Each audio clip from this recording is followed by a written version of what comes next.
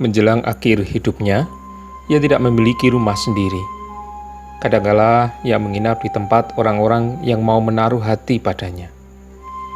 Sebelum kematiannya di tahun 1886, ia menginap di salah satu teman baiknya yaitu James Saxeville. Waktu itu, ia sakit keras. James dengan setia menunggui dan merawatnya. Namun satu malam, barangkali karena kelelahan, James keluar ke ruang sebelah. Namun, beberapa saat ketika ia kembali ke kamar pembaringan Scriven, sosok itu sudah tidak ada. Yang mencarinya dibantu dengan tetangga. Baru setelah siang hari, tubuh Scriven ditemukan terbujur kaku di dalam air di dekat rumah James. Banyak orang bertanya-tanya penyebab kematiannya, tetapi mereka tidak mendapatkan jawaban pasti. Namun, teman-teman dan tetangga Joseph Scriven tahu pasti bahwa dia orang yang sangat baik, orang yang sangat murah hati. Hidupnya digunakan untuk menolong orang-orang miskin, para janda, dan anak-anak yatim.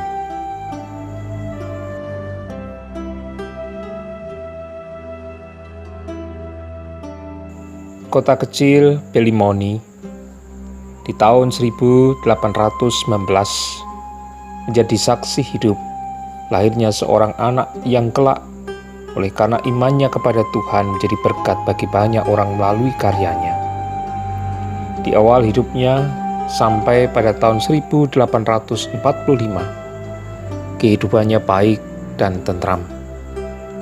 Sejak kecil merasakan limpahan berkat dan mendapat pendidikan yang baik sampai ke universitas.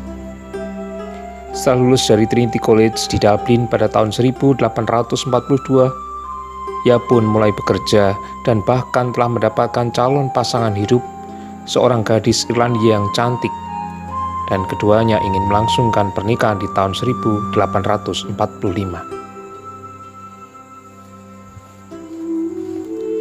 Namun, peristiwa tragis terjadi. Satu hari sebelum pernikahannya, gadis tunangannya mengalami kecelakaan. Tunangannya jatuh dari atas kuda ketika melintasi jembatan dan tenggelam di Sungai Ban.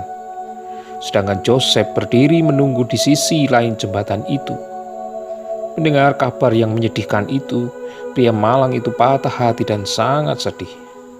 Barangkali karena peristiwa menyedihkan itu pula yang menyebabkan Joseph pindah ke salah satu agama Kristen ekstrim yang baru saja didirikan di Dublin. Keputusannya ini menimbulkan masalah karena ditentang oleh pihak keluarganya. Untuk memulai lembaran baru, pada tahun 1845, Joseph kemudian pindah ke Kanada sampai akhir hayatnya. Di sana, ia mula-mula menjadi guru, mengajar di sekolah, namun kemudian secara khusus mendidik anak-anak keluarga Pengelly. 5 tahun ia tinggal bersama keluarga itu, dan kemudian ia bertemu dengan Eliza Catherine Rose, keponakan Nyonya Pengelly. Joseph pun jatuh cinta kepada Eliza dan pada tahun 1859 mereka bertunangan. Namun, tragedi kembali menimpa Joseph. Kekasihnya meninggal dunia setelah mengalami pneumonia tak lama sebelum tanggal pernikahan mereka. Dalam kesedihan yang amat dalam, Scriven memutuskan untuk menyingkir dan ia tinggal seorang diri di sebuah pondok di pinggir danau Ontario, Kanada. Cara hidupnya juga sangat sederhana.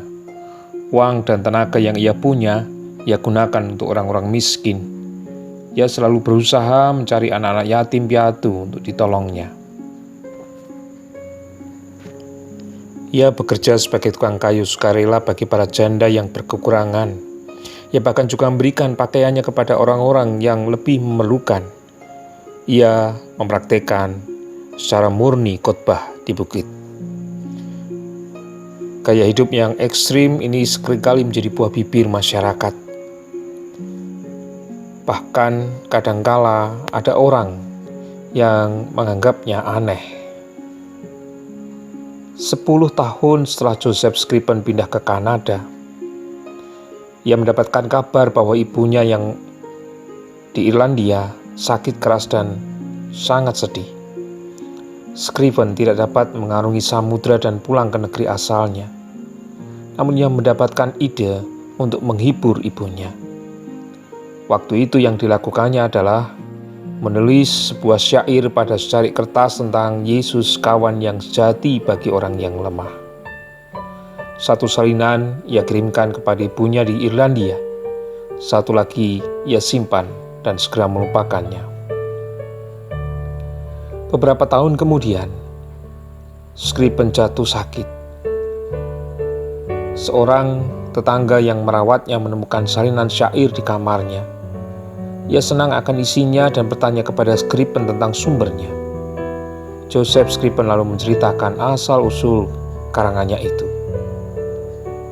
Tetangga yang lain bertanya kepada Scriven, apakah memang dia yang mengarang syair itu?